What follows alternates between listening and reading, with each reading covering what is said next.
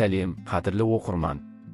Соңғы күндері әлеуметтік желіні дүр сілкіндірген жаңалық Гүлжанның анасының Айгүлге "Менің ұлымды өзіңе бала қылып ал" деген сөзі болды. Бұл күтпеген ұсыныс көпшілікті екіге бөлді. Бірі бұл сөзді терең сенім мен аналық мейірімнің, құрметтің белгісі десе, екіншісі оны орынсыз әрі тым ауыр жауапкершілік деп қабылдады. Айгүлде бұл жағдайды жасырып қалмады. Инстаграм парақшасында жан сырын ақтарып былай деді: "Сен кез келген үміткердің ата-анасымен таныса бересің бе?" деген пікірлер келіп жатыр.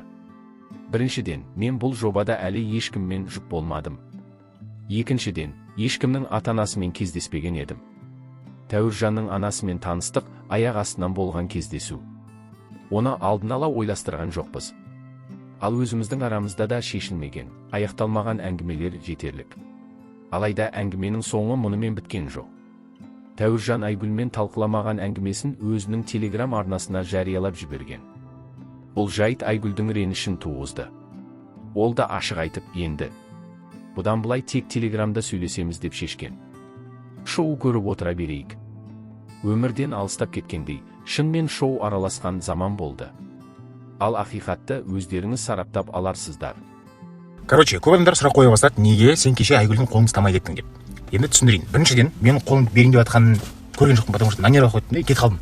Эфирді қарасам, ол да қолымды созған жоқ қой, енді созған деп жатқан кезде мен кетіп қалдым. Енді не үшін екенін түсіндірейін. Мен Айгүлге адам сияқты айтқам. Әдетке жақындай берме, қасына отырмашы деп. Мен просто просьбам болды да. Мен деген онымен таныста болғаннан кейін басқа қыздармен қыдырып жүрген жоқпын. Дұрыс па? Мен отырмын міне. Бірінші, екіншіден айтпайды да четко. Все, әділет давай деп айтпайды, или маған давай деп айтпайды. Именно нервым ауырады. Күнде эфирға келеміз, сол үшеуміз қайтып сөйлесе береміз, сол тема қайтып қозғала береді. Сол, короче. Үшіншіден, бәрі сұрақ қояды, неге сен жұптыққа сөз салмайсың? Қалай сөз саламын, если қыз то ана мен то менімен деп жүрсе. Логически ойлаңдаршы, бір қызбен жүрейін деп жатсыңдар, уже түсіне бастайсыңдар, бәрі нормально, уже болады екен деген сияқты. Бізде ондай болмай жатыр, короче.